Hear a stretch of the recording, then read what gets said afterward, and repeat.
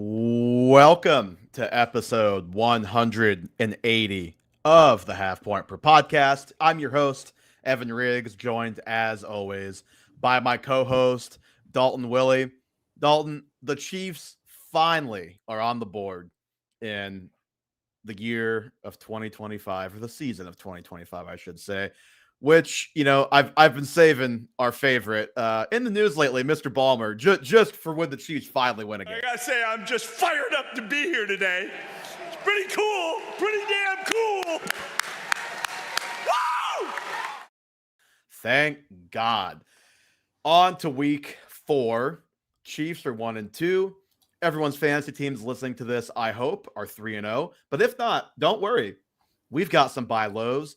We've got some sell highs. See, you knew I was coming back around to it at some point. But how are you doing after just a chaotic week 3 that looked like it was going to be incredibly boring, and then everybody started blocking kicks?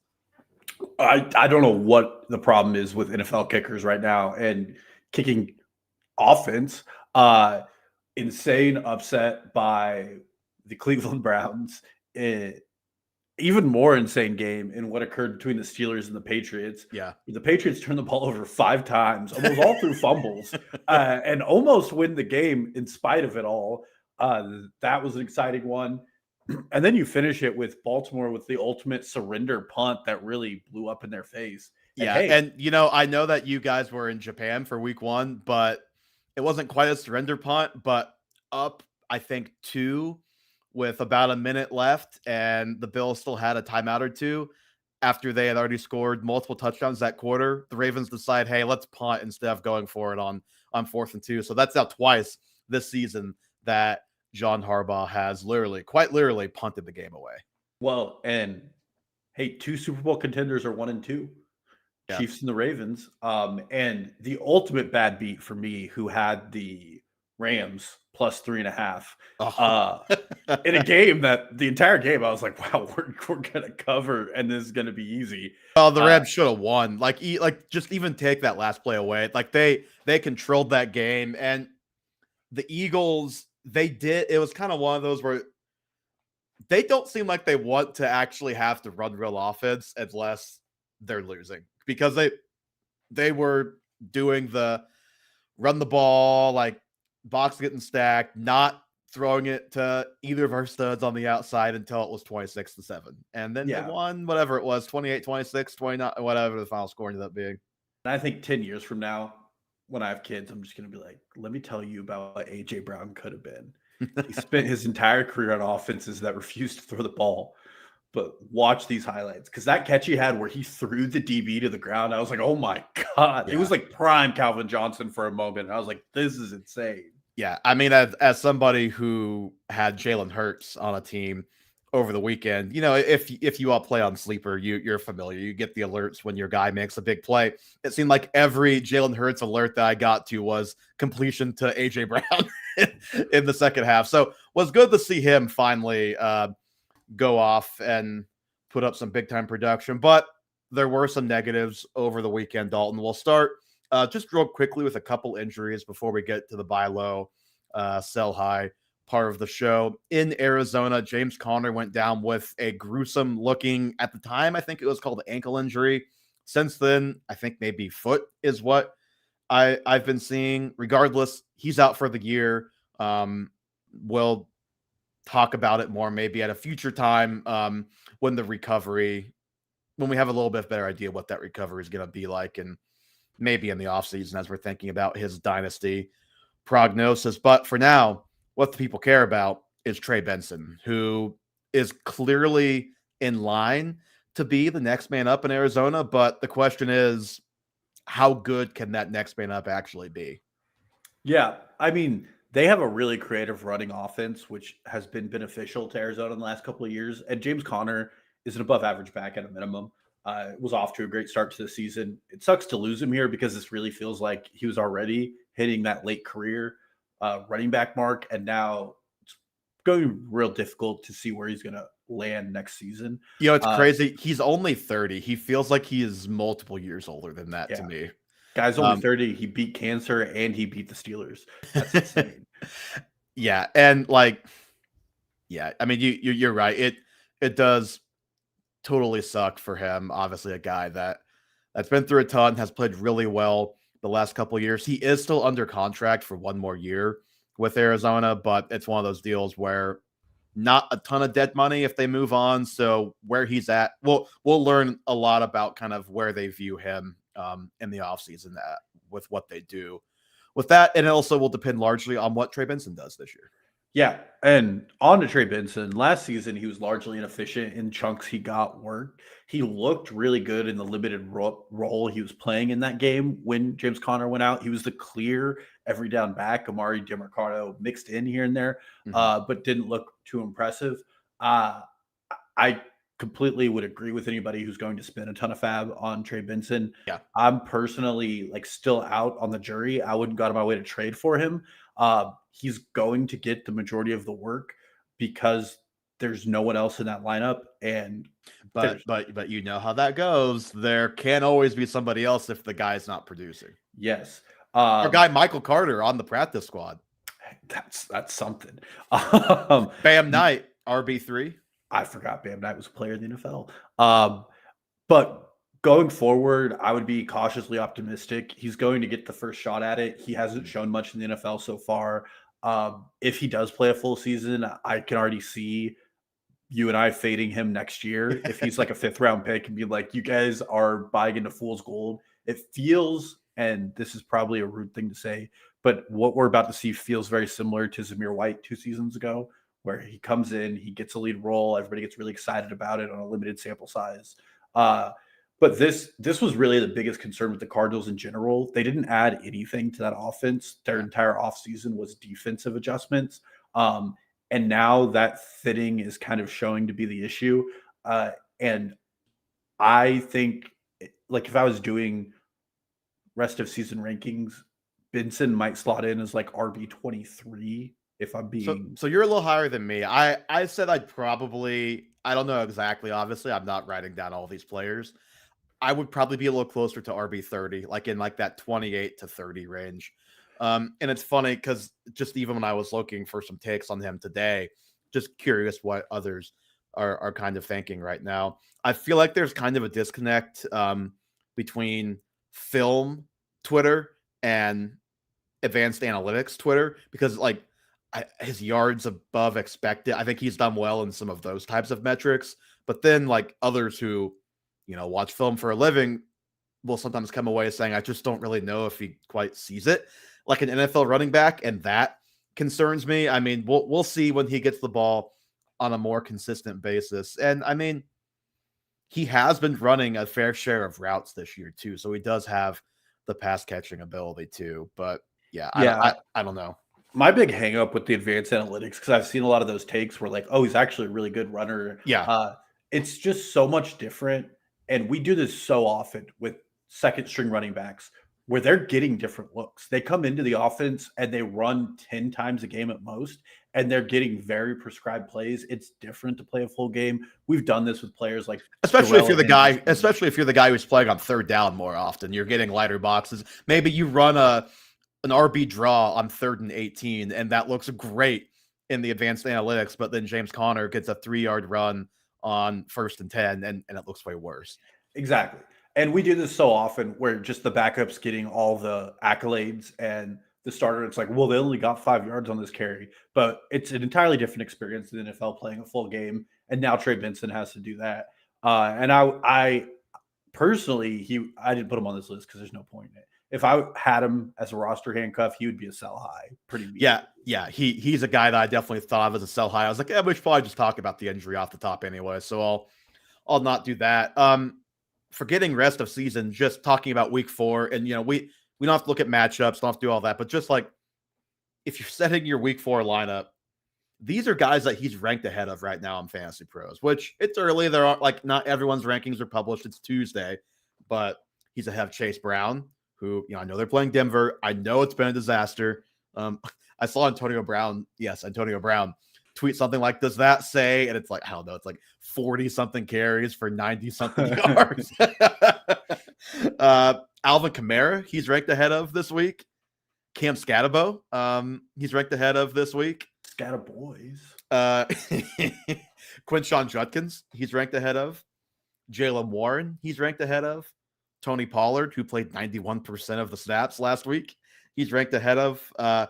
Guys who he is in the same neighborhood of as well, but Travion Henderson, David Montgomery in a bad matchup, but it's still the Lions. It's still David Montgomery. So, like, I don't know. I just, like, when you look at the neighborhood he's in, there's a lot of guys around him in this week's Rex that I still prefer.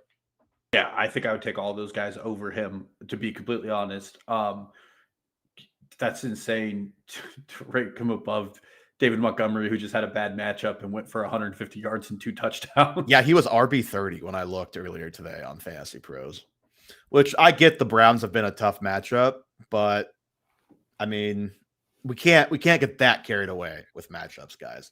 Yeah, the Lions are also a tough matchup. Yeah, exactly. And like Jahmyr Gibbs is like RB7. It's like, okay, we're just overthinking it if we're putting Jahmyr Gibbs at RB7. Okay, really quickly, a lot less of fantasy impact for this one, but still thought it worth mentioning. In Los Angeles, we lose our poor guy Najee Harris for the season. Tore his Achilles the way that we've seen so many basketball players in the last year or so do it, where he takes a step, he's going to go for a play action pass, a fake handoff, and he just crumbled. Knew immediately what happened. So feel for him. And he, funny enough, was actually playing pretty well, like definitely his best football. And there for a little bit, it was like, ooh, like I'm not like, and this was nothing against Hampton because it just seemed like Najee kind of coincidentally had more room to run than Hampton when he was in there. But it was like, man, and he had some good pass catching plays. He looked like a really good back, which hurts. So it's like, man, I just don't love how this looks. But then obviously he goes down. Yeah, and I mean, this hurts me, and I think we both were kind of in on Najee and cautiously skeptical of Omarion Hampton. That play is crazy because Herbert finishes the play like over Najee Harris's dead body. Like Harris is just on the ground and Herbert's like, I'm gonna rip this to Quentin Johnston. And that was insane. And then also insane, a player who's never missed a game in the NFL goes to the Chargers and all of a sudden gets hurt. Most cursed franchise. I heard Harbaugh today mention Kamani Vidal as next man up. I also heard him say their GM is going to keep looking for running backs, basically. If you had to guess, is the RB2 Kamani Vidal, or is it somebody not on the team? I mean, they've had their limited run with Kamani Vidal, who I loved last season. I still love him as a player, but likely never going to happen. I would bet they would look for it. The problem is it's kind of a rough market out there for running backs. I mean, you look to teams like Houston and the Chiefs who clearly need running backs. Maybe the Chiefs have them on their roster and they refuse to play them. But like teams that have needed running backs haven't been able to get them. A lot of teams seem to be stockpiling it. I mean, the Browns turned to Sampson for the first 2 weeks, who looked great. And then as soon as Judkins was back, Sampson got completely relegated. Yeah. So could like Jerome Ford be a guy that goes to one of those? Like, seems like that would make a lot of people happy. Just get Jerome Ford somewhere where he can be used. He's a fine player. Make it so that's just the two rookies in Cleveland. Like that'd be a win-win for all parties involved. And I know the Hampton bros are pretty excited. And I know Hampton had a good box score. I still don't fully see Omarion Hampton as an every down back. He hasn't really shown it yet. His pass catching, this is from PFF. He's ranked 30th out of 50 qualified pass catchers. So he hasn't been like a real above average pass catcher. He's missed some pretty critical blocks and that line continues to crumble behind them too. And like box score, I think he scored 22 fantasy points, but he went 19 for 70. I know the Broncos defense is pretty good, but like all together, I still question whether or not it's there. And he's better than Trey Benson, I think. I'll say that. Yeah, but I agree. Like a lot of people are probably doing the same thing where they're like, well, now you should buy him no matter how much his price is.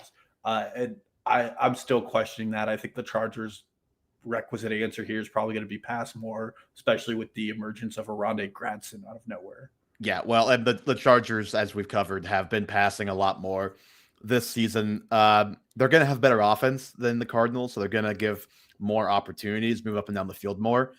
But the Cardinals are probably going to run the ball more, so they're kind of maybe offsetting there. Okay, let's get into the real meat of the show. Buy low and sell high. I know we've each brought 3 of each category. Do you want to start with buy lows? Do you want to start with sell highs? Do you want to just alternate? How do you want to do this? Let's buy low just because it kind of slides right into this. Okay.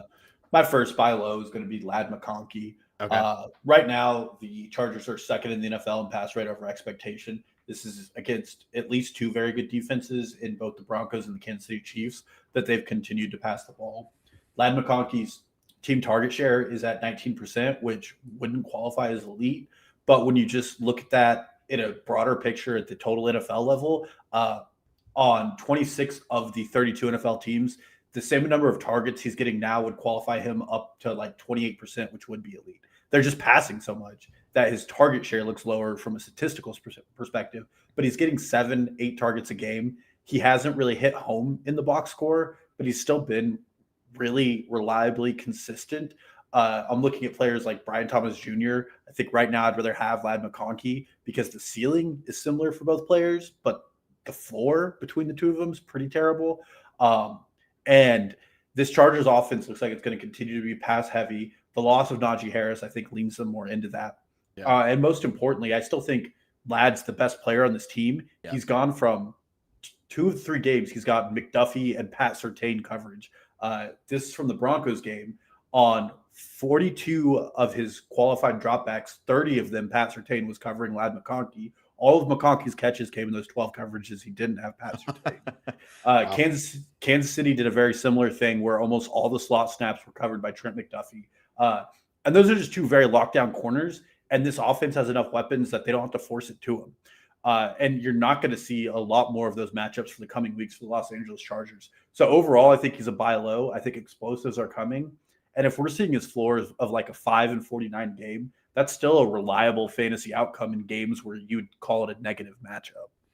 Yeah, I mean, if you're getting that consistently for the whole season, you're mad, obviously, because of the draft pick you spent. But I agree with you. If that's the floor, could be worse. Could be T. Higgins 1 for 15 because his quarterback is no longer with us, and Joe Burrow. I didn't know he died. It sure feels like it. I think the Bengals played like they thought that's what happened. Last week. Yeah, I'm with you pretty much. Just to play devil's advocate a little bit, the one thing working against him, I'm not gonna say too many mouths to feed because obviously like the cream will rise to the top. I think he'll be the best fantasy receiver on this team. With that said, the fact that it is 3 guys getting legit volume, that does hurt his weekly upside a little bit, which is why he is where he is right now. But also, I mean, anybody can get hurt, but Keenan Allen seems a lot more likely to play 11 games than a lot of guys, especially at this point in his career. I mean, I think people are getting a little bit carried away with I don't know what to think exactly of the Quentin Johnston year 3 breakout. He's been producing, and that's great. But also he's not really being asked to do anything different than before. It's just working better now. And like, he's like not really anything down the field. And when he is, it's like he's open. He's not having to go win any contested balls. He's not like winning these post routes, like these one-on-ones. They're just doing a lot of what he is good at because he is a big athlete. Obviously fast, strong guy. But I just have my doubts as to whether or not he's going to be a top 30 receiver on a week out basis rest of season. But if he is, and that's just a blind spot that I have, then that could also be a problem for Lad. Yeah. But by and large, I agree with you. Like best player on a really good passing offense. I think this is a good opportunity to buy low. Yeah, well, like he's only 30 yards under Keenan Allen with less targets. The real difference is 6 passing touchdowns to Keenan Allen and Quentin Johnston and 0 to Lad McConkey. And one of these weeks, if he would have hit a touchdown, the conversation's different around him entirely. So I'm not concerned. I know it's not been the start people were hoping for, but like underlying, he still just looks like the same player. Yeah, no, I agree with that for sure. Okay, my first one, this is probably a little low-hanging fruit. Maybe he's on your list. We talked about him last week, in fact, is Travion Henderson. He is on my list. Yeah, he's my next one. And, I know people are probably going to have an elevated opinion of him based on his production because people probably realize, okay, Ramondre Stevenson did fumble. Maybe they realize Antonio Gibson did fumble. Maybe they see he's going to have that opportunity, but still, those people who maybe didn't watch and are just looking at the box score, they see, well, they both fumbled and he only had 6.2 fantasy points in that game. So I still think the buy opportunity is there. And I think realistically, this might be the last chance you have to buy him, because the second he goes out there, whether it's this week, the following week, whatever, and has a big game, like, your window is slammed shut. So you have to kind of take a risk. Maybe he costs more than, or maybe I should say, like, maybe you feel a little uncomfortable with what you have to pay for him, given what you see on paper for him so far this year. But just know that after those fumbles by Ramondre and Antonio Gibson, he played 70% of the snaps the rest of the game. So, like, I would be frankly shocked if they don't take this opportunity to kind of hand him maybe not the workhorse job, but the lead back in this offense, because these top two guys are making the mistakes that you would typically not play a rookie for, because you don't want them to make those mistakes. They're the ones doing it. And also, this has been a recurring problem for both of those guys throughout their career. And that second Ramondre Stevenson fumble in particular probably cost the Patriots the game. I know they had a bunch of turnovers, but that one was literally 3 inches away from a touchdown and he got punched out. Literally would have scored a touchdown had he hung onto the ball a split second longer. So I've got to think, given the talent of the player and given the other vets messing up in front of him like they've done throughout their career, this is the chance for Travion Henderson to take over in this backfield. Yeah, and this is a team right now, they're 32nd in rushing success rate in the NFL. They're dead last. And just, if you watch, I watched the Steelers game pretty closely on Sunday because I had them in a parlay with the Patriots. They didn't hit, obviously. And they were way more prone to do really interesting things. There were probably 4 or 5 snaps on the second to last drive where they started in 4 wide receiver, 1 running back formation, and then they would go 5 wide and put Travion Henderson out there. I think he got 2 catches out of that alone. Yeah. And like, they're way more prone to use him interestingly. You kind of said it, but it's not like a Pacheco where they just split him out wide and he's just out there. Like, he's a legitimate receiver threat out there. Maybe not quite to the extent of Aaron Jones, but closer to that than like the Pachecos who get split out wide. Yeah, I mean, one of the catches he got was on a curl route on the outside. He looked good on it. The rushing success on this team needs to improve offensively. Like, truthfully, you take away the turnovers, and the Patriots looked really good in the Steelers game. And that's kind of been the problem with them the first 3 games of the season. If they've looked good offensively, but they lead the league in turnovers. Even before last week, they were 3rd in the league in turnovers. And a large part of those have not been Drake May interceptions. They've been fumbles by various members of that receiving and running back core. Yeah. And then just going forward, this is a team that's still figuring itself out under McDaniels. But he's been a really great coach for running back success in his career with the NFL. And Drake May has looked the part of a starting caliber quarterback. So I think this offense is wheels up. This week they get a Panthers defense that, despite what they did to the Falcons, which that was an inexplicable outcome last week. Yeah. The Bijan Robinson still rushed for like 120 yards on them and had a really productive game. It was just Michael Penix couldn't find a receiver to save his life. The only thing he could find was DBs. And I think Travion Henderson's in a really plus matchup. And like you were saying, this is the opportunity before that plus matchup to do it. And even last week, you and I were both like, yeah, he's not getting the work, but he's somebody you need to grab now before it becomes a problem. And that doesn't change. And look, this is the 2nd season in a row Ramondre Stevenson has gotten benched for major fumble issues. Like, I like to think that fumbles are a fluky stat, but there are a few players that they're really indicative and prone to him. And Ramondre Stevenson does not know ball security, and he's going to lose reps for it. Yeah, and actually, I was wrong on the snaps. I had 70% in my head for a guy later on. It's actually better. He played 21 of 26 snaps after Gibson's fumble. 81% is what that comes out to. So, yeah, I mean, and that was off, 21 snaps. That's a later portion of the game for sure. But you think about it, he's been playing between 35 and like 48% of the snaps these first 2 weeks. 8.15, 6.2.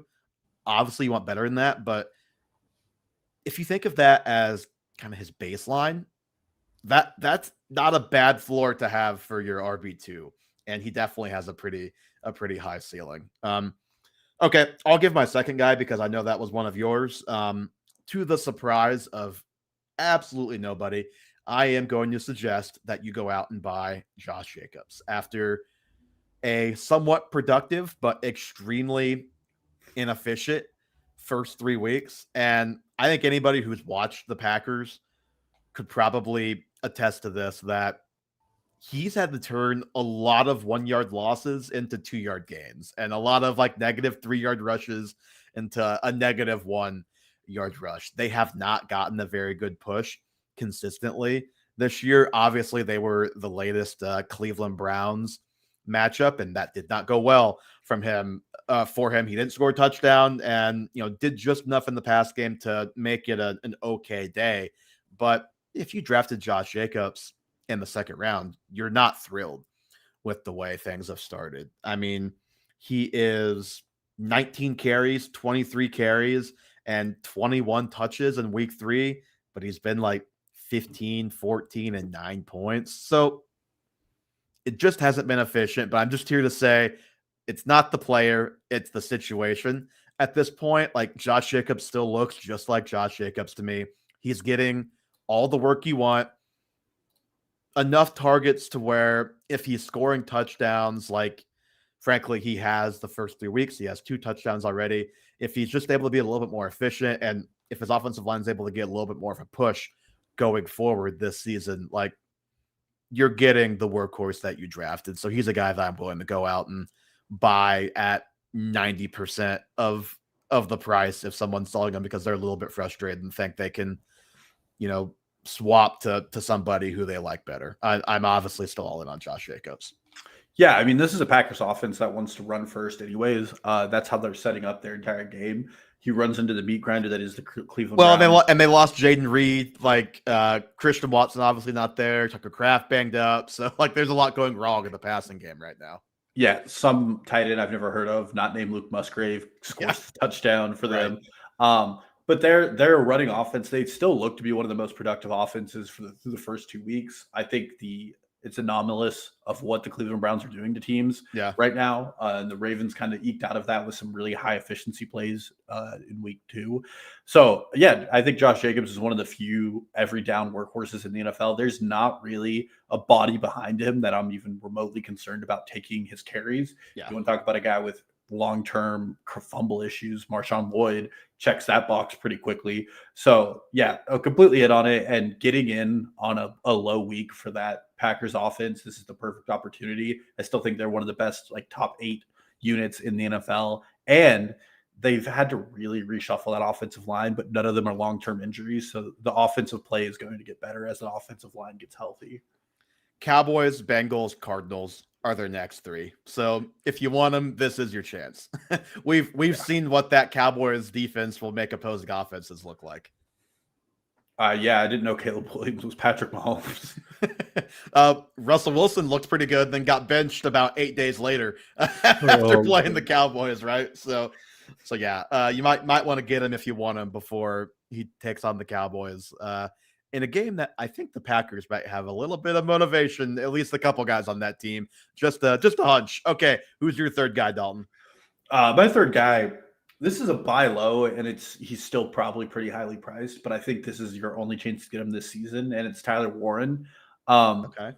I'm not ready to say the Colts are legit, but through 3 games, it's pretty hard to deny it. Yeah. And I've always been a huge fan of Shane Steichen, and I've thought he's a really good coach. And I think the reclamation project that Daniel Jones went through in Minnesota last year with Kevin O'Connell and this year with Shane Steichen has really hopefully fleshed out some of the problems he had in his game. I think quarterbacks should be paying Kevin O'Connell to be able to go play for the Vikings, actually. Truthfully, I mean, Sam Darnold and now Daniel Jones. Maybe they can send over Russell Wilson. Swap out Carson Wentz for Russell Wilson after this year. Actually, Richardson, just put Anthony Richardson there for a year, please. But he leads the team in targets with 21. He's tied for the lead on the team with 193 yards. Him and Pittman are tied. He doesn't have any touchdowns yet, which is why I think he's still a buy low.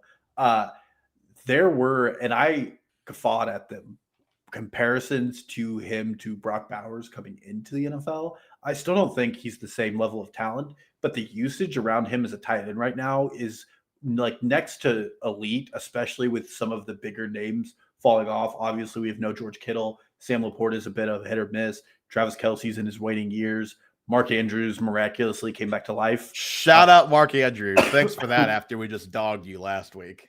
But he is a real difference maker in that tight end spot. And because he doesn't have any touchdowns yet, I think you can still like get in on it if the owner of him is not being too persistent or paying too close of attention. Or even like I mentioned him earlier, but if you could package like a Trey Benson, George Kittle deal to this owner, like people are always more willing to trade a star tight end than they are a lot of star positions at other spots. And once Tyler Warren hits the end zone, like the name of the game is going to change a bit. And I'm probably willing just to ride this Colts offense until it's not proving otherwise, because I think they just have such a clean run offensive unit that it's going to be hard for them to really not be like a top 14 NFL offense throughout the rest of the season. I don't think they'll continue this like insane neck-breaking pace, but Tyler Warren's pretty much established him as the real clear-cut 1 or 2 option in this offense. Yeah, and you know, the thing is, I know we kind of tossed out, I think you did, tossed out the Saints last year and said, you know, yeah, like the Saints were awesome through a couple weeks and look what happened. I also think part of the deal with the Saints that, you know, we don't really talk about, and that's fine because it doesn't matter that much.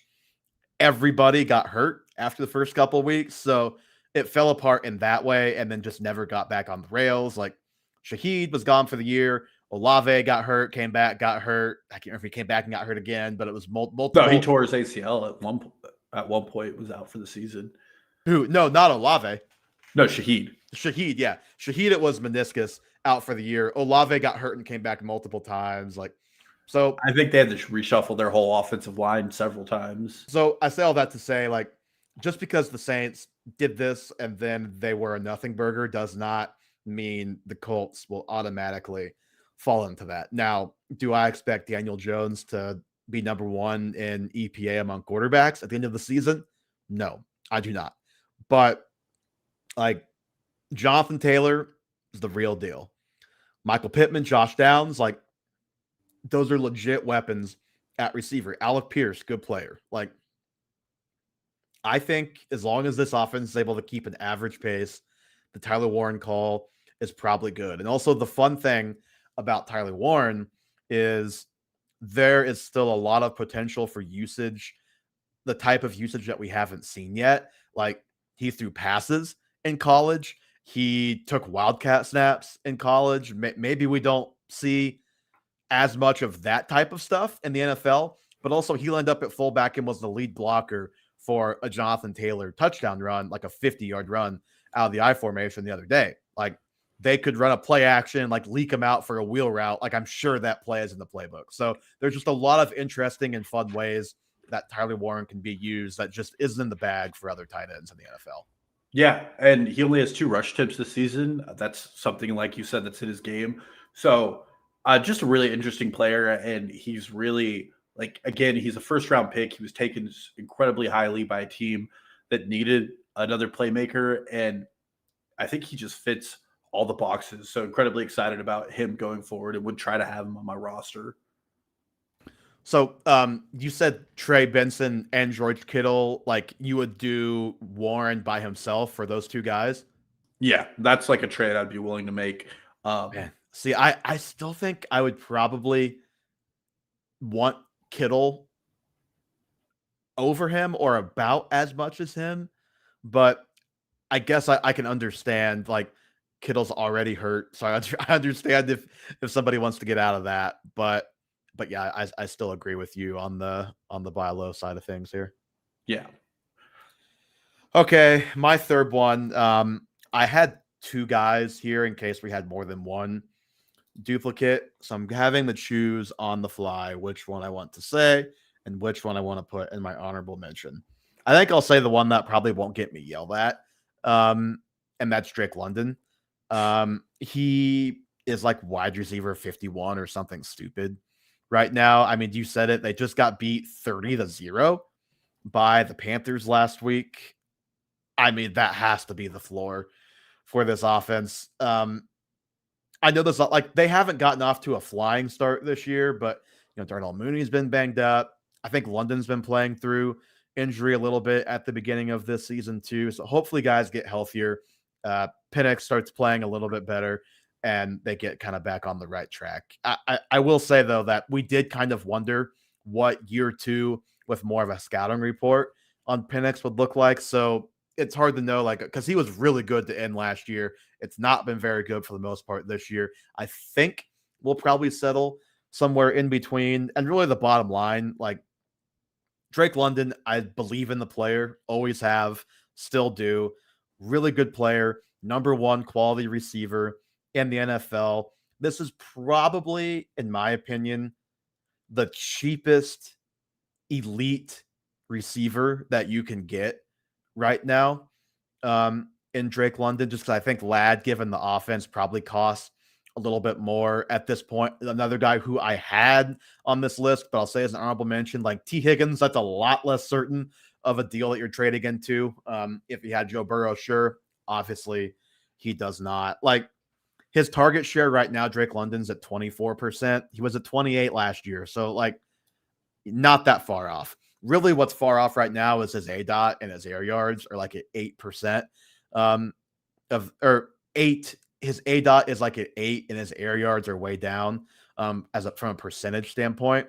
Last year, I think his ADOT last year was at 11. I'm assuming with better health, hopefully, as we go forward, some of that stuff will kind of come on the rise. And I also just think that's a small sample size deal a little bit there. And, coming up, they've got Washington, who just gave up a ton of yards to Jordan Love, just gave up 303 touchdowns to Geno Smith. I know a lot of that wasn't garbage time, but this is still a defense that can definitely be had. So this is another situation where this could very easily be your last chance, because the second a guy of this caliber has a breakout game, then he's just no longer for sale. Or if he is, it's in a situation where that person is trading up for like your Jahmyr Gibbs or your Bijan Robinson. It's Drake London plus something else for that guy. Yeah, and I think you can pretty successfully get him right now because, one, there's the history where he really only has one elite season under his belt, despite I think there's a general belief among people who watch NFL that he's better than that. Mm-hmm. But secondly, like that Falcons offense looked listless against a pretty poor Panthers defense. And third, like, I think as long as you're readjusting your expectations, he's obviously drafted as a top 12 wide receiver. I think just with what we've seen so far, I would be more comfortable keeping him in my top 20, but kind of outside of that top wide receiver 1 range, but you're not paying that price right now, or you shouldn't be. Yeah. But the needle definitely moves up for him to have some games. There's no way he stays at wide receiver 51. And hopefully there's no way Michael Penix repeats that performance. Yeah. And, if I had to say from this point forward, if you asked me, is Drake London going to be a top 12 receiver from week 4 on, I would say yes. I would still say yes. I think he's going to be a top 12 receiver from this point on. And again, I know I said last year isn't quite like, you can't say, okay, this is what happened last year, so this is what's going to happen this year, because we've got the scouting report on Penix, and now things are a little different in year 2. But with 3 games last year with Penix at quarterback that Drake London played, 3 full games, it was 5 for 59, 7 for 106, and 10 for 187 and 2, and 18 targets in that game, by the way, which is just ridiculous. So, like, he proved that he can produce with Michael Penix at quarterback. And I still think, like, the deep outs and the deep ends, those are throws that Penix with his arm strength should be very good at, and that's kind of right in Drake London's wheelhouse, in my opinion. Yeah, and I mean, worst case scenario, the Falcons didn't trade Kirk Cousins, and we saw Drake London be a perfectly great option with Kirk Cousins. I'm not saying Michael Penix is going to get benched, but if he repeats that outing 3 more weeks, I don't see how you don't bench him. So, like, I think there's multiple outs this one where in other offenses you don't really know what you're getting with the backup, and this time we know Kirk Cousins is a pretty solid quarterback for an NFL roster. Yep. Okay. Any honorable mentions? I mentioned T. Higgins already. For me, Lad McConkey was one that I had as an honorable mention, but I kind of had a feeling that you might have him down, so he wasn't on my list. Brian Thomas Jr., another guy who I thought you might have, so I didn't put him on the list. But I know it's been rough. I know he's like on a historic pace of catches per like targets right It's now. like 2 targets for a catch, I think is what the math is right now. It's real bad. It's not all his fault. Trevor Lawrence has not played well, and especially when he's throwing it to him, has not played well, but also he's had some not great moments himself. But I just think we saw too much from this guy last year to give up on him so soon. My last honorable mention is someone that you have, so I'll let you take it away here. Yeah, my last one's Chris Olave. He's not on here because I can't do that to you or to anybody. Like a prime example of this. What do you mean? He gets like 13 targets a game. Yeah, it's what could happen to him physically. Like the good example is there was a play.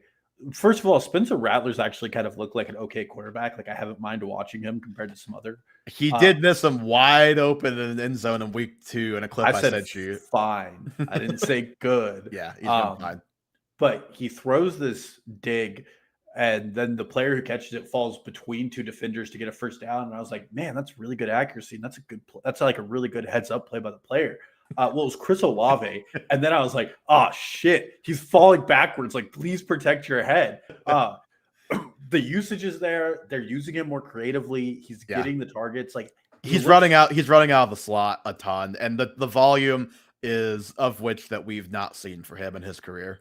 Yeah, he only played, I think, 70% of the snaps last week, but that's because the wheels got blown off so fast in that Saints game by the Seattle Seahawks. Yeah. But I think he still had 14 targets and 10 catches. Yeah. It was just only for 54 yards or whatever it was. He was a super cheap option in your drafts. I think he is more than fine as a wide receiver 2 on any roster going forward. And I think he's going to have some vintage wide receiver 1 weeks coming forward when they get some plus matchups going their way. He almost got killed week 1 too when you weren't here to watch the games. You know, like 3 of the balls that Tua threw to Devon Achane that were like high, late, and behind the line of scrimmage. That happened to Olave week 1, and that was a little terrifying. So just like stop trying to kill your best or second best offensive player, Saints, please. Did you watch any of the Tyler Shuck plays? No. Red zone wasn't going back to that game when Tyler Shuck was in the game. So on his 2nd and 10, he just threw it out of bounds in like 3 seconds, and I was like, "Oh, well, that's what he's known for, right? He'll throw that thing out of bounds." If they wanted out of there, he was getting them out of there. I'll tell you that much. He saw Russell Wilson throw that ball in the tunnel and was like, "Man, God, I love that so much." Yeah, that's his actual skills. He can see the future because that game happened 6 hours later. But if the Saints go to Tyler Show, I will tell everybody and their mother to trade every single Saints player as fast as possible. Maybe, but if Chris Olave is still running all these routes near, or not all, because he's still running deep stuff, but if he's running more routes around the line of scrimmage like he is, like when that guy doesn't throw out of bounds, he's probably going to panic and throw it to Chris Olave or Alvin Kamara 5 yards away from him. So I'm just truthfully, I think his accuracy and my accuracy are pretty similar on an NFL field. That guy, I don't know how he was a 2nd round pick after watching like 6 plays. I was like, yeah, I'm fully out on Tyler Shuck. I find that hard to believe, but neither here nor there. Okay, sell highs. I'll lead us off, and I take no pleasure in putting this guy on the list because I've been a fan. There was a Jordan Mason hive on Twitter, and I was a very early member of that group. But again, this is a sell high. Sell high. Don't just sell high, because he's going to be very valuable the next 3 weeks, Jordan Mason, and he'll still be valuable when Aaron Jones does come back, because he was still usable beforehand. He just obviously, well, number one, they didn't win 48-3 in any game, that in any of those first couple games. But number two, Aaron Jones is going to probably be the top running back. But Jordan Mason still played plenty in 2-back sets. But I say all that to say, this dude's fresh off a 16 for 116 and 2 touchdown line. I think you can sell that. I think you can sell the fact that, hey, this is a creative rushing attack that he's in with one of the league's most creative offensive-minded coaches. I get whether it's Carson Wentz or JJ McCarthy, there are real concerns at quarterback, but there's enough positional scarcity, just the player being good and proven production that, hey, I'm willing, if I can get a good price, to sell these next 3 weeks of Jordan Mason, because there's a good chance we probably just saw the peak of Jordan Mason without Aaron Jones. And I think you might be able to sell him to somebody thinking, okay, I'm going to get 100 yards and a touchdown these next 3 weeks. And just that mathematically is unlikely. Yeah, last season when Christian McCaffrey was out, he had a 4.5% target share. In that game against the Bengals, he had a 0% target share. Like, he simply is not a pass catcher, which that's fine, but then it gets really hard to manufacture the points. He got those points because, one, the Bengals still have an atrocious pass or rush defense. Mm-hmm. Two, both. They have atrocious both defense. Yeah, they have an atrocious. I think is the best way to put it for the Bengals right now. Yeah, worst offense in the NFL right now, despite having the second highest offensive payroll in NFL history. Yeah, and like the Vikings didn't need to do anything except run the ball because they clobbered them defensively so quickly. But secondly, I don't know how many games the Vikings are going to be in where they can really rely on their run game to carry them the entire game, especially when you have Justin Jefferson. Part of that, I know Jordan Addison coming back now as well. And I know Carson Wentz is getting the start again next week already. They've announced that. But right now they're just trying to have a quarterback who can make 4 plays a game and win them the game. Yeah. That's not going to be the case, especially with JJ McCarthy when he gets back. They want to see fully what he can do and uncork that offense. And when Aaron Jones returns, like this goes back to a 50-50 split at best. And I think Aaron Jones is the better one to have as long as he's healthy in that offense because he catches passes and he gets you some of those easy manufactured points. But if you draft Jordan Mason in the 6th round, 7th round where he was going, he's a really good sell right now. Yeah. Do you want to hear their schedule for the next month? I hadn't even looked at it before I made this, but now this, to me, makes them even more of a sell, and hopefully people aren't paying attention to this. They have the Steelers this week, which, not good defense, but not impenetrable. Might force 8 turnovers. Then they have Cleveland the following week. Dead. The Eagles the week after that, which, probably. And then the Chargers, who have shown to be a very good run defense so far. And then the Lions after that. This is after Aaron Jones is back now at this point, but they're going to have to keep up, and they can't just run the ball, kind of how you described in that game. So it gets tougher for this Vikings team going forward. Now I see what Kevin O'Connell was doing. He was like, JJ, we're going to sit you for these 5 games and say you're injured for your own good. And Carson can go be our sacrificial lamb. Yeah, we don't want you out there on the same field as Myles Garrett until our left tackle, Darisaw, has had at least 3 weeks to play. He has not. Okay, your first sell high. Yeah, I think this one is really keen because he just had the best week, and we were just talking about him on the rip. But it's AJ Brown. That Rams Eagles game had all the feels of a really good playoff game.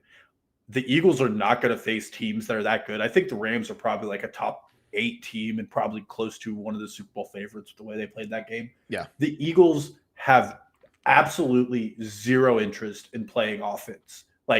The way they are playing the NFL up until that 3rd quarter of the Rams game has been one of the worst things, in my opinion, to watch this season. Yeah. Yeah, even as a Chiefs fan, I've got more enjoyment watching them than watching the Eagles play offense. until the third quarter of that Rams game, they had attempted more tush pushes, 12, than they had attempted passes of 20 yards through 2.5 games. That's absurd. Jalen Hurts, I think Jalen Hurts is still a good quarterback in the NFL. They're just they have no interest in playing that game. And AJ Brown's production in the first 2 games was abysmal. Devontae Smith's production was abysmal. I don't really expect those 2 factors to change in the majority of games where this team's going to be able to win and be up enough that they're going to play really shallow offensive possessions where they're throwing 5-yard hitch routes, they're running the ball, and then they're getting at 3rd and 1, doing a tush push, and then rinse and repeat up and down the field. Again, I know this is a bit cherry picking, but all of these stats I'm giving you are from fantasy points, and they're up until the third quarter of that Rams game where the Eagles did something entirely different. The Eagles were 31st in pass rate over expectation going into the third quarter. Like I said, they'd only attempted 11 total deep balls the first 2.5 games, and Jalen Hurts was on pace to throw for 2,400 yards. There is no passing offense here until they get into a tough game. And I don't really expect them to be in many because that defense is so good. And it took a lot. Well, they've been in tough games in all 3 of their games. They just haven't been behind in any games. And it took one of the best. I thought Matthew Stafford was so great to watch against that Eagles team. And it took one of the best coaching performances of this season already by Sean McVay to get them in that. And there's just not a lot of teams that can pull that out. So I would be taking the one performance from AJ Brown and selling it look, they figured it out. It was just 2 weeks of them learning what they needed to do. And now next week, they're going to blow up the scoreboard for 42 points. I don't think that's going to happen again for a while. So he's my prime sell high. Yeah, I would be a lot more willing to sell to Devonta Smith, I think, just because you always worry more about the 2. After week 1, I haven't seen, I don't think there's been any perception charting of AJ Brown in week 2 or 3. But after week 1, Harmon, it was so bad. His individual separation scores that he was okay, he has to still be dealing with this hamstring that he was dealing with in training camp. So maybe that has been kind of what the issue was early on. I can't say what the Eagles are going to do because I'm with you. It did seem like they didn't want to have to actually play real football until they were behind by 20 points in the second half of that game. But I just know last year, on a per game basis, both of those guys were totally fine. Obviously, they both didn't finish up there because they both missed a little bit of time. But AJ Brown to me is still just one of the best receivers in the NFL. I'd have a hard time trading him unless it's for something really, really, really good. I know you're saying sell high, so it'd have to be really, really, really good. But even then, I'd probably just err on the side of I'm just going to keep that guy and see what happens because he's still one of the best 6 receivers in football. Well, I got curious, and this is the only player I did it for. I went to keep trade cut and went to redraft settings. Would you trade, and this is a fair trade, Ricky Pearsall and Breece Hall for AJ Brown? I don't know. That's really team context dependent. In a vacuum, probably not. If I'm really have had multiple running backs get hurt or just am terrible at running back, then yeah, I'm okay with that trade, but I would rather be on the AJ Brown side of that trade. But I also, just generally speaking, would almost always rather be on getting the stud for the 2, for the 2 players. I think Ricky Pearsall's stud, first of all. Yeah, he is quite good. Ricky Pearsall and Roma Dunze both looking like pretty good outlier calls by this podcast. Interesting. Maybe more people should listen. Okay. My second guy, I went back and forth between which Dolphins player I wanted to put on this list. Sounds like you had a similar experience, except you even thought about a third Dolphins player to put on this list. I have Tyreek Hill. You said that you settled with just the Dolphins. Is that right? Yeah, the Dolphins in general are just an honorable mention for me. Okay. I'll let you talk about Tyreek Hill, but then we can dive into that cluster that is in Miami. Yeah, I mean Tyreek Hill's the wide receiver 22, and name value wise, I think he just carries a higher value in your average fantasy league than that. Um, 2 straight weeks of like pretty good fantasy days, 13.9 and 13.4.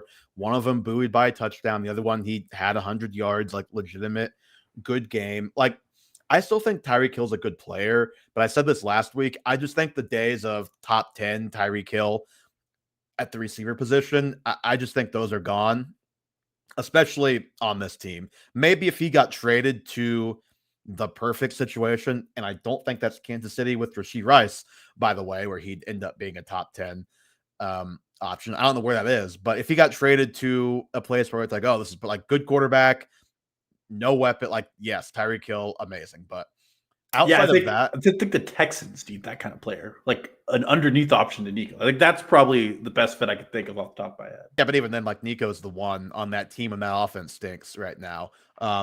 So I don't know if he'd be top 10, like if he went there. I don't think he'll be top 10 anywhere, I guess is probably the best way to put it. Yeah, I mean, I'd have to, like, what if he went to the Packers? He'd just be another rotation receiver for a coaching staff. Don't think he'd put up with that. But anyway, like, I'm just terrified of this offense. You know, we cracked our jokes, like, okay, we got Miami Buffalo, let's see. And then, kudos to Miami. They were right there. Could have easily won the game if Tua didn't throw it right to a linebacker at the end of that game. But it's still all the same things I said last week that could happen in this situation. Tyreek Hill could get traded and does not have to be somewhere that's better for his fantasy value. He could get suspended. If you watched the Amazon broadcast last week, they talked about some stuff going on with Tyreek Hill right now.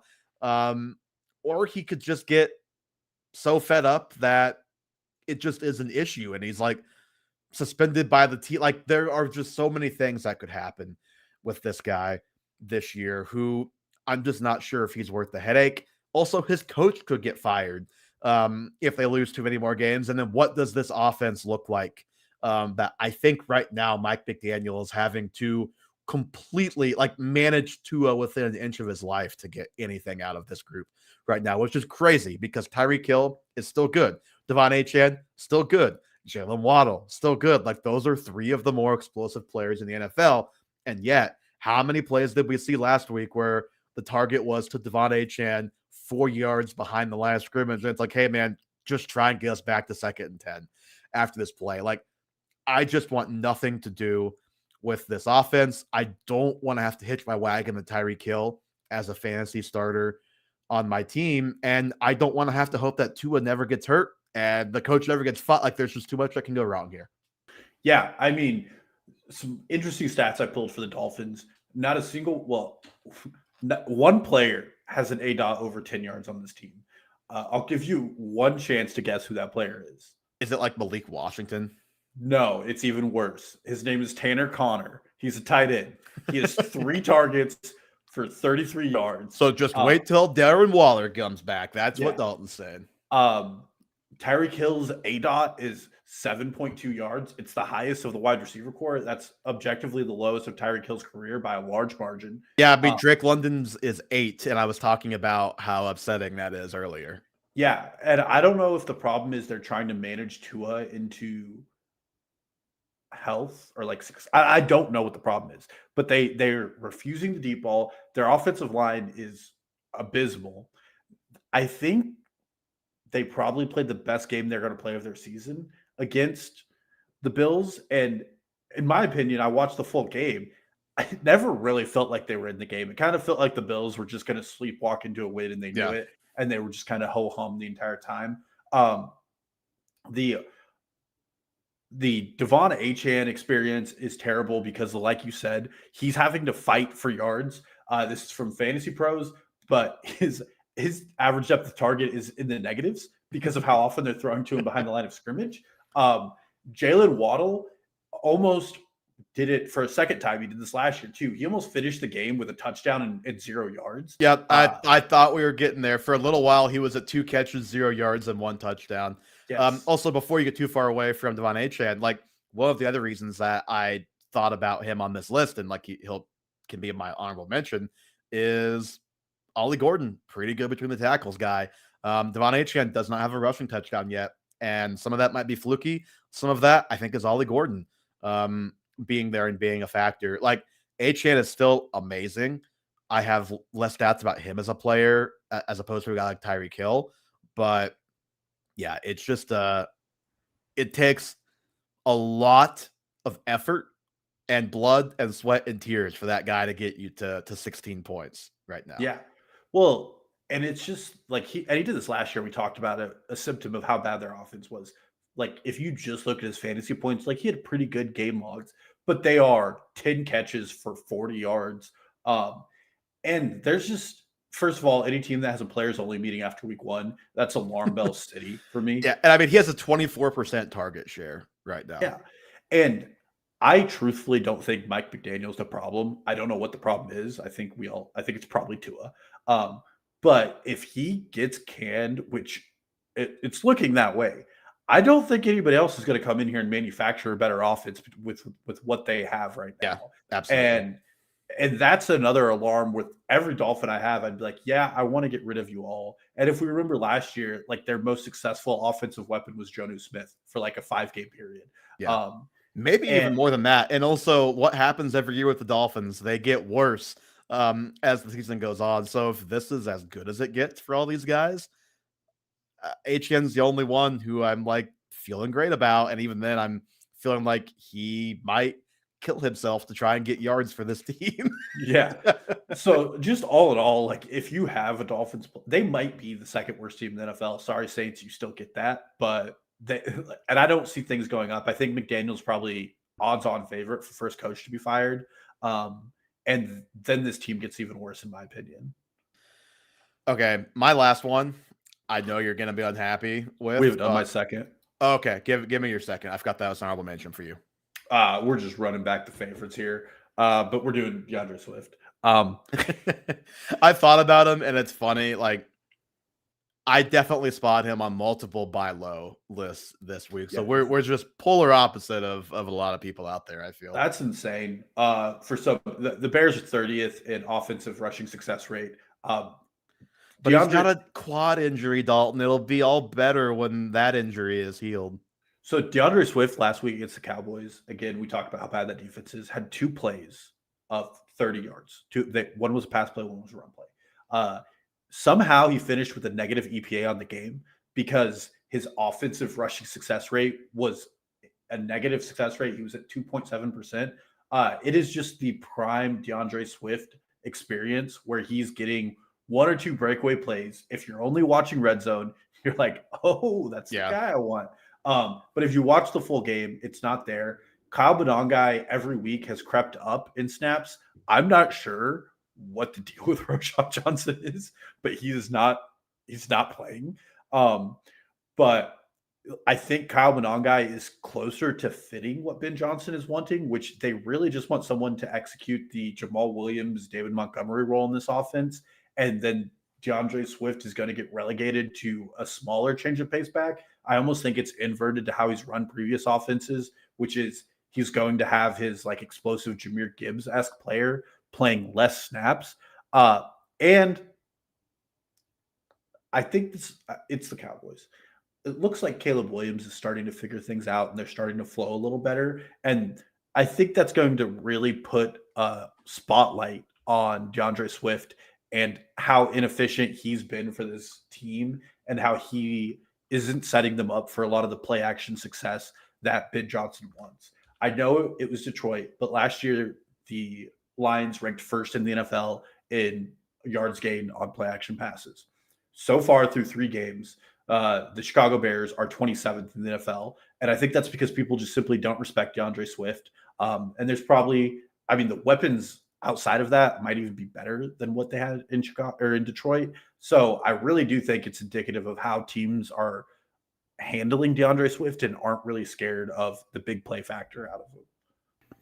Yeah, like nothing more to add. We've already talked about it a little bit. DeAndre Swift is always a good sell high when he's playing, when he's giving you any kind of production, because at some point it's going to, like, whenever you think like, okay, it'll probably get better, it won't get worse. No, it'll probably still get worse. And every coach gets more tired of him as the season goes on. Like, we've seen it for 5 years now, including literally from Ben Johnson in Detroit. So like, He's done it once, he'll do it again. yeah. We do have a lot of questions in the chat that I swear to God, I just closed the chat about 10 minutes ago, open it back up to a handful. So I'll get to those before we both give our last sell high. First one, just got offered Brock Bowers and George Pickens for AJ Brown, Cam Scatterbo, and Kelsey. For the sake of argument, I don't know what the league format is here, but Brock Bowers and George Pickens for AJ Brown, Cam Scatterbo, and Travis Kelsey. Dalton, which side do you prefer?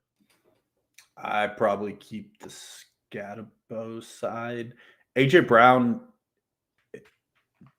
probably still the best player.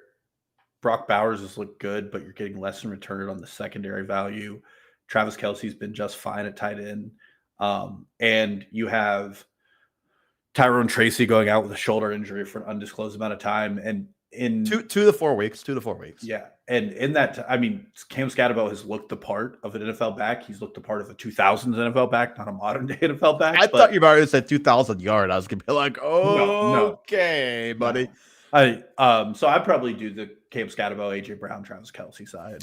I am too. And I think it's mostly because, like, if I'm doing a 3 for 2, the second guy has to be better than George Pickens. Like, I don't care if CeeDee Lamb's out. If I had George Pickens, I'm probably starting him, but I'm not excited about that fact. It's just a fact of life for me, probably at that point. So I would probably prefer a better option there to make me more strongly consider. Okay, next one. Who do y'all think I should put at my flex? Jacoby Myers, Quinshon Judkins, or Chase Brown? It's funny, when I was rattling off the list of running backs earlier, I think it was Chase Brown one spot ahead of Trey Benson, and then Quinshon Judkins one spot behind Trey Benson. I'm inclined to say Quinshon Judkins. I don't say bench Chase Brown lightly, but I love the way Quinshon Judkins has looked in his first couple games, mind you, after hardly being around the team for months. I think I go Jacoby Myers. I think I'm still a little hesitant on that Cleveland offense. The Raiders play the Bears. The Bears through 2 weeks look like one of the worst defenses, and then they play the Cowboys, saying CeeDee Lamb most of it, and look like they can put together a okay offense. I like that game with shootout potential. Both defenses are pretty bad. And Jacoby Myers has had a pretty good floor through the season. So, but I always, in my flex spot, lean wide receiver over running back because I think it's a safer floor option, and I don't really look for upside out of those positions as much as I do about my running back 1-2, wide receiver 1 and 2. Okay, we've got a lot of questions from Jason Ortiz here, so I'll try and get through these as quickly as I can. First one, start DJ Moore, Michael Pittman, Jalen Waddle. Pick one. Michael Pittman, that's easy. Ooh, Michael Pittman for me as well. I don't feel great about any of those guys, honestly. Pittman, I'm just like a little bit scarred, I think, still from last year. No back injury. Start one, if no Fields this week. Sam Darnold on a short week, he says. Geno Smith, Aaron Rodgers, parentheses 9 a.m. game, or Matthew Stafford. A lot of options here. Unless you think someone else on waivers that might be better. Maybe Dart, all caps. Heard he is a dual threat. We did not talk about Dart. I would not be looking to start Dart in a one quarterback league in his first week of action. Boy, I'd say probably Sam Darnold would be your safest bet out of those guys if there's no Justin Fields. Really? Because I said it earlier, I think there's real shootout potential in that Chicago Raiders game. I would do Geno Smith. My second option would probably be Matthew Stafford, although the Colts defense has looked kind of salty. But Yeah. again, it's hard for me to keep buying into this Colts like propaganda. Stafford's just one of those guys at this point in his career where it's like he plays great. You're like, wow, that Matthew Stafford game was electric. But then you like, have 13 points. Yeah, then you have 13 points. That's kind Yeah. of the Matthew Stafford experience because, you know, the Rams run the ball a lot too. Kyren Williams scores a lot of rushing touchdowns, and Stafford does not run the ball. And when he does, he gets hawked by 350-pound linemen on the other team. Next one from same guy. Would you trade Sticky Ricky? I'm assuming that's Ricky Pearsall for Cortland Sutton. He has Bo Nix, and he wants to stack. If the owner says no, would you trade Nix and Ricky for the stack of Murray and Harrison? No, I don't want Kyler Murray and Marvin Harrison Jr. to answer that part of the question. Yeah, I would rather have Ricky Pearsall than Cortland Sutton. Yeah, I think it's pretty close. Cortland Sutton was like 2 missed deep balls away from like a full-on wide receiver 1 game against the Chargers. Yeah. I would still keep Ricky Pearsall. I would never in my life trade Bo Nix and Ricky Pearsall for Kyler Murray and Marvin Harrison. I probably wouldn't trade for Marvin Harrison at all right now. Yeah. But yeah, that's pretty much my indictment. Last one. I think this guy was like making decisions as he was asking questions, which I love. The last one is Javonte Williams, DeAndre Swift, or Jacoby Myers, who was asked about earlier. Actually, no, it's a different guy that asked about Jacoby Myers, so he's been asked about twice. Dalton, I'm going to guess that you're in on Jacoby Myers. Maybe here still, even though Javonte Williams, I think he's like RB4, and that's who I'm going with. I'm checking real quick to see who the Cowboys play. Oh, the Cowboys play the Packers. Bears. No, the Cowboys play the Packers. I thought you said Cowboys, Bears. Raiders, Bears. I don't want to start anybody against that defensive front, so I'm going to go with Jacoby Myers. Jacoby Myers, Dalton Williams, start of the week. Okay, that's all we got. Questions-wise, glad we could disagree on almost all of those to help everybody out. Real clear for everybody. Big time there. All right, my last sell high, which I alluded to, is probably going to make you mad. That's Cam Scatterbo. Look, I think Cam Scatterbo looks like a pretty good player. He's clearly going to have a real opportunity to be a high-volume guy these next couple of weeks. It's sort of in the same vein as the Trey Benson and even like the Jordan Mason of like, he has an opportunity now. What's it look like in a month? And maybe like he probably has a better opportunity to be the number 1 guy. They said he was going to be number 1 guy against the Chiefs, and then it was like Tyrone Tracy, literally only Tyrone Tracy the entire first drive, which was interesting. And I still think he's a good player. But I just think, again, this is sell high.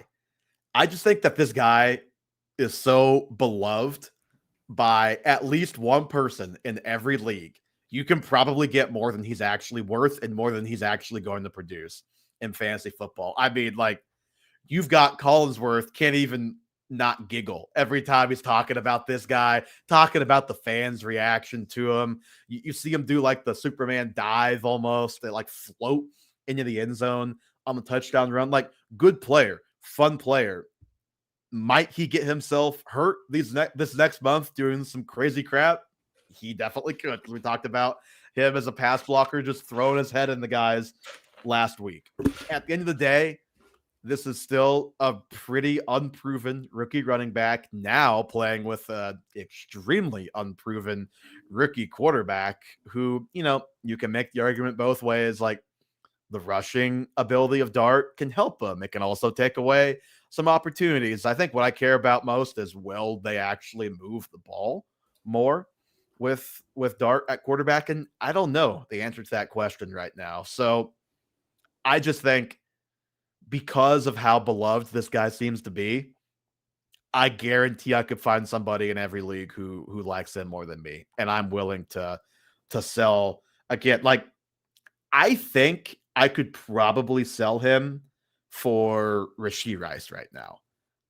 I think I could probably sell him for like a Zay Flowers off of a terrible week right now. Yeah, and I own Cam Scatabo in 3 dynasty leagues. I also got him like after pick 2 and 2.5 in every dynasty league. I mean, I don't hate it. This is one of the worst offenses in the NFL that had a spike week because they gave Russell Wilson the moon ball for a little bit of time. They're starting a rookie. And like his play style really just does lend itself to injury. He is the most contact prone running back I've seen probably the last 4 years of the NFL. And like the most important thing here to me is he had 21 fantasy points against the Kansas City Chiefs. He did it everywhere. He did it on the ground. He did it with catches. He did it with a touchdown. But it came at the expense of Malik Neighbors, like literally not getting the ball. Yeah, I just don't expect a bottom tier offense to consistently provide value here. And he is not a home. We knew this coming into the NFL. He's not a home run hitter. Mhm. He is a really good 10 to 15 yard getter. He will not break these runs for 80 yards unless the safeties disappear. He's not fast. Sounds like a great Chief someday. God, you know what? Late career Cam Scatabo right before the CTE hits. And also like the hype is out there for him. Like he's really fun. And these are not 1-to-1. But like right now, what's going on with him feels a lot like what happened with Carson Steele, where there was a lot of manufactured hype from the media and then from people who are like, oh, I wonder what the similarities could be with those two guys. It's not just because they're white. They play hard and fundamental. Are they gritty? Both gritty runners? Some would say. But no, I would definitely be looking to sell high for Cam Scatabo. I got a fun one. Even in Dynasty, real quick, even in Dynasty, I saw Jacob Gibbs tweet. He traded him straight up for Chris Olave in Dynasty. It's what? I would love to trade him straight up for Chris Olave in Dynasty. Okay, real quick, Parker Bledsoe, we will get to your question. We'll let Dalton give his last sell high, and we'll get to that and get out of here. This one is Kenneth Walker. I knew you'd have him on this list. Personally, I don't think the Seattle Seahawks rushing offense is good. Like between him and Charbonnet. Box score wise, yet again, this is probably the biggest theme in my sell high. It looked like he had a good day. I went back and looked. He had 2.4 yards per carry against a pretty atrocious Saints run defense. Don't you want to wait till after week 4? Clearly, he's in every other week. 2.8 yards per carry. Yeah, well, next week is clearly Zach Charbonnet's week, and then Kenneth Walker will have his week. But I'm selling him, and Sharp's not on here because I don't think you can sell high right now off the foot injury and off the week he had prior to that. Yeah. But both these guys, like I would be looking to move off of. This is a pretty like dead set committee, 50-50. And because of the bad rushing offense, I think it's going to be hit or miss. Like Sharp had a really good week 1, really bad week 2, and it flipped for Kenneth Walker. And I think we're going to have that same frustration going forward with both these players. So just like fundamentally, I want to get off the Seahawks rush game and turn that into a player. Like this is actually somebody I would trade for. I would not trade Kenneth Walker for Cam Scatabo. I'm not going to say that because that is not something I would do. But this is a player who I think you can get off a good week. Say, you know, he had to adjust back because he was hurt in the preseason. There's a good story you can tell to who you're trading him to. He's coming off of a good week. Seattle looks like they have it all figured out. I don't think they do. And could you trade him and a decent receiver for like Breece Hall? Well, I was wondering even straight up because Breece Hall hasn't had any explosive weeks, and Kenneth Walker has.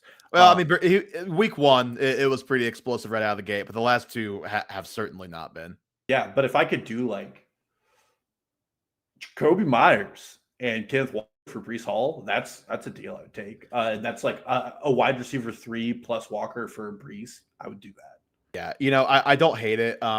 It's funny. After week 1, one of my takeaways that I said was, you know, we all kind of wanted Charbonnet to become a factor and become more involved, but it may have just been at the cost of both of these guys in fantasy because the rushing attack has struggled. Like you said, it's early. Maybe they'll turn around, but it's gonna be tough to like. It's gonna feel like you're guessing every week. Like, okay, is this a Kenneth Walker week? No, cool. This is a 10 carries for 21 yards week from Kenneth Walker, or like the opposite for Charbonnet too. And both of those guys can score touchdowns or just have a couple nice plays because they're good players. I would say Kenneth Walker of the two, and this could be a selling point, is more likely to be able to give you the week-to-week upside just because he can break the huge plays. He can win your week in one play where like Charbonnet doesn't. That's just not the player that he is. Yeah. Okay, Parker Bledsoe, real quick. I think this will be real quick because I think we're both going to agree. Should he trade Jahmyr Gibbs and Breece Hall for Devon Achane, AJ Brown, and Calvin Ridley? No. Jahmyr Gibbs is the guy that I'm just not trading. Breece Hall, we were both in on before the season, so we're both going to stick to that prior and see what happens. I'll die on the Breece Hall hill. And then we talked a little bit already about some concerns for Achane and to a lesser extent AJ Brown. And then I don't know, man. Calvin Ridley, it's just like it's early, but it's not happening for him yet this year. But he's getting volume.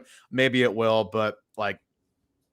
I'm not trading Jahmyr Gibbs. I'm just not like for almost any. Like I basically would have to be like, hey, do you like Jahmyr Gibbs better than Bijan Robinson? Because I like Bijan Robinson better. Like outside of that, or like a 1-for-4, if I have to replace an entire crumbling team, I'm just not trading him.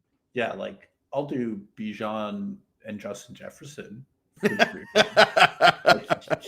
Jahmyr Gibbs is just like one of one right now in fantasy, and there's not really a replication you're going to get out of that. So unless you can really build through the numbers, and I don't really like 1-for-2 trades, it would have to be a 1-for-3 trade, and the 3 players I'm getting back would all have to be like close to top 3 round picks. Yeah, I think in the last year, Gibbs is the number 1 running back, like in the literal year, not like last season. Obviously he wasn't, and he's not right now, but yeah, too good to trade, probably even for that. And we're still Breece Hall believers. All right, Dalton, on that note, that is going to do it for episode 180 of the Half Point Per Podcast. You can give us a follow on Twitter, Instagram, or TikTok at Half Point Per Pod. Subscribe to the YouTube at Half Point Per Podcast. Hit the little notification button to see when we go live. As you have just seen, we will answer every question that you all have in the chat if you've got them. So we appreciate that as always. And subscribing to the YouTube is the biggest thing you can do at this point to help the show. So we appreciate that. Leave us a 5-star review on the podcast platform of your choice, and we'll be back again